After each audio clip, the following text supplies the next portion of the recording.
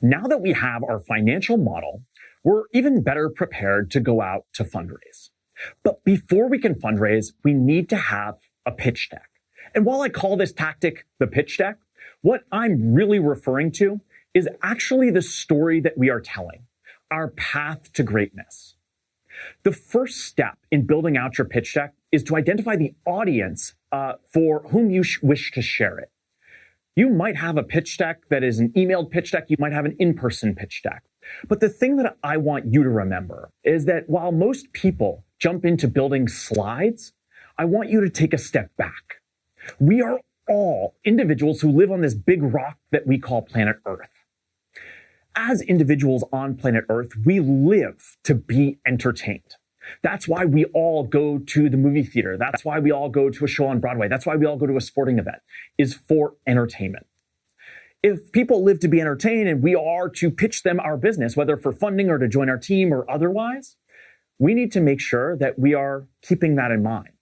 So what we are looking for is not key points and making sure that we've talked about all 24 steps and the traction we have running through the 15 tactics, but instead identifying the emotions that we wish to extract from that audience that we have identified.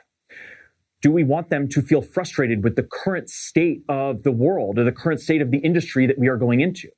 Do we want them to feel happy that there is an opportunity to have a dramatic impact, a positive impact in the world around us? What are the different emotions that we want to extract from our audience throughout the course of our story, which will be represented by our pitch deck? Identifying those emotions first, and then identifying what are the key points that we want to go along with those emotions will help to make sure that we are telling a story and entertaining people just like the writer for a TV show or a movie would. So start with your emotions. Once we have our emotions, we can align them in a story arc. If we align them in our story arc, we will see, do we effectively bring people through an entertaining experience overall? Knowing that whoever we are presenting our pitch deck to probably hears pitch decks all day, every day, we need to remember that as one of many, we have to entertain our audience. So once we have those emotions mapped out in a story arc, it's then time to begin dumping them into slides. How do we do that? Well, we can start by using a template. We want our pitch deck to look very cohesive. We want it to be polished, professional. So don't start from scratch. Instead, go grab a template and make sure that it is highly visual.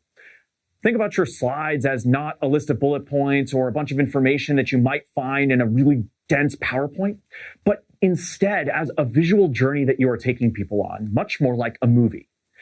It will be the words that come out of your mouth that will help to communicate the information that you want your audience to know. If you have all the information on the slide, they're going to be paying attention to the slide, not to you, the presenter. Otherwise, you could have simply sent an email. There are a variety of critical components that need to come together in this presentation, in your pitch deck. And the number of slides will vary depending on the length of your presentation.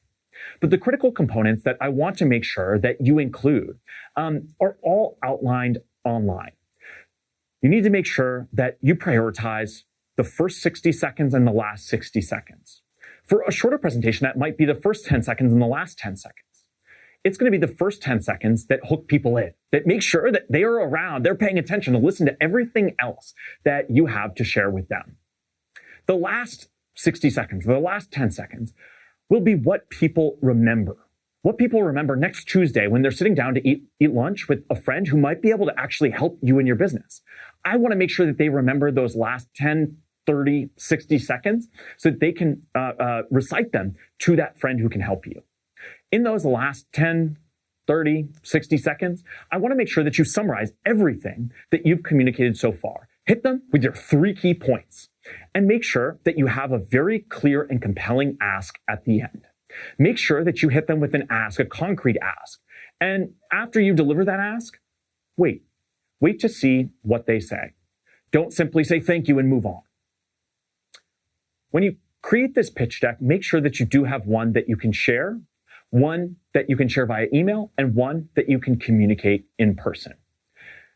This pitch deck is going to be a critical asset and might incorporate some of the assets from the market testing stage that we did earlier. This pitch deck is going to be a valuable asset as you move forward into the fundraising tactic. That's what's coming up next.